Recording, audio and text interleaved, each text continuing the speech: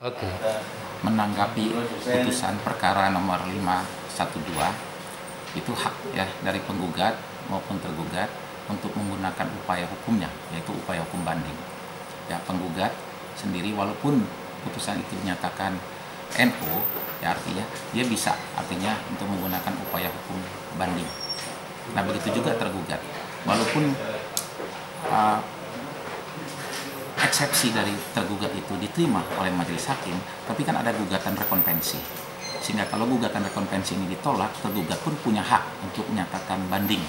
Jadi sah-sah saja baik penggugat atau tergugat itu menyatakan banding terhadap suatu putusan perkara nomor 512 itu sendiri.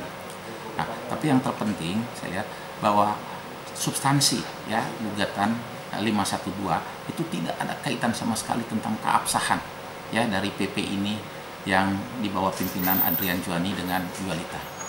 Tidak ada kaitan dengan keabsahan itu. Ini kan objeknya, objek gugatan itu adalah berkaitan dengan keputusan presidium. Ya, keputusan presidium.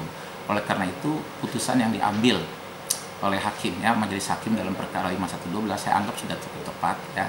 Karena objek gugatan adalah keputusan presidium, sehingga orang-orang di luar keputusan presidium itu tidak punya kepentingan hukum dalam perkara aku. Itu yang esensinya. Gugatan ini artinya si pihak tergugat ini kan bisa mengajukan eksepsi. Eksepsi ini hal-hal yang tidak berkaitan dengan pokok perkara.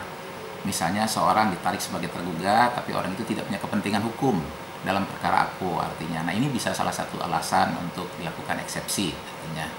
Nah, oleh karena itu eksepsi dari tergugat ini diterima oleh majelis hakim, sehingga gugatan ini si penggugat punya hak untuk mengajukan gugatan baru.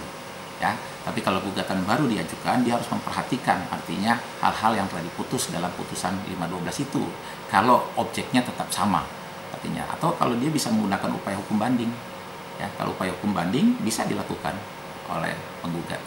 Nah, itu sah-sah saja artinya kan, biar pengadilan lah nanti yang memutuskan.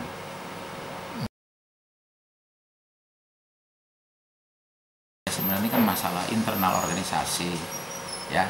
Kalau masalah internal organisasi ya sebaiknya itu memang diselesaikan melalui lembaga-lembaga atau alat kelengkapan perkumpulan yang ada di organisasi.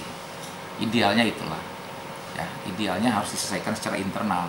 Nah, organisasi harus punya anggaran dasar, anggaran rumah tangga yang bisa menyelesaikan konflik-konflik yang terjadi antara anggota. Sehingga ini tidak dibawa ke area pengadilan. Pemerintah telah mengakui ya kepengurusan Ikatan Notaris Indonesia di bawah kepemimpinan Ketua Umum Adrian Juani. Ya, sehingga kalau proses ini berjalan ya silakan saja ini terus berjalan, tapi tidak ada kaitan dengan keabsahan. Ya, sekali lagi tidak ada kaitan dengan keabsahan dari pengurus pusat ya di bawah kepemimpinan Adrian Juani.